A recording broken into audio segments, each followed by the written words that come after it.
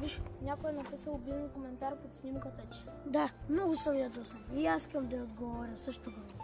Не се струва. Така ставаш един от тях. Това е кибертормоз. А какво да направя така?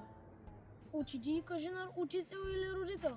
Така ще спреш тормоза и да ги блокирай. Да, прав си. По-добре е да потърся помощ, отколкото се чувствам сам. Да, точно така. Онлайн трябва да се държим така, както се държим и в реалния живот.